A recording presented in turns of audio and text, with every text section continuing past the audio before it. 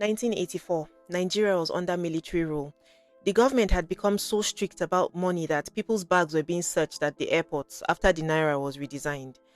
People were given very limited time to exchange their old Naira notes for the new ones. So, naturally, if somebody had huge amounts of cash hidden somewhere, they would be under pressure to move it quickly before the notes lost value.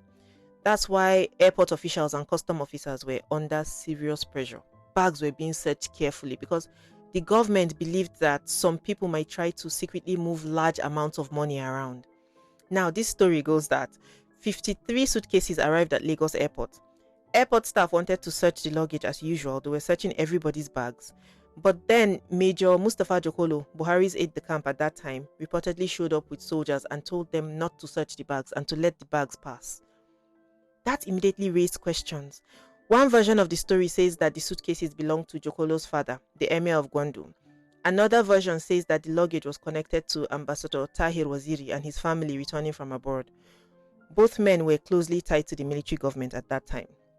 But critics believed something else must have been going on. They believed that these suitcases may have contained huge amounts of old naira being secretly moved during the currency change. And honestly, you can sort of see why people became suspicious. Ordinary Nigerians were being searched. Rules were tight. Everybody was following the rules. So people started asking if everybody else's bags are being opened. Why were these ones different? And that's where the country split into two sides.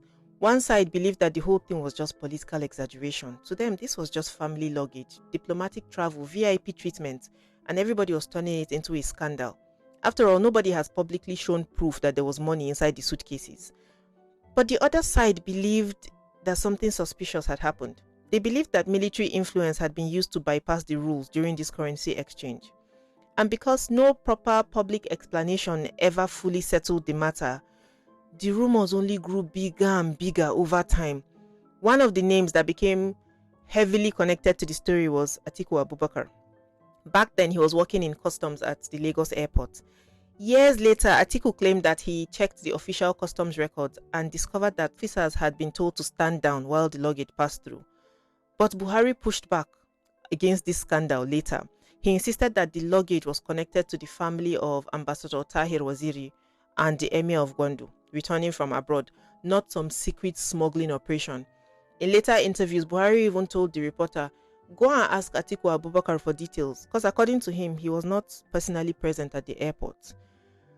Then this story took another interesting turn years later. So Major Mustafa Jokolo, he eventually became the Emir of Gwandu himself after his father's passing. Then AIT aired a documentary or reports connected to the 53 suitcases story, and they made it look like it was definitely a smuggling case for sure. Jokolo sued them for libel. According to reports, he won.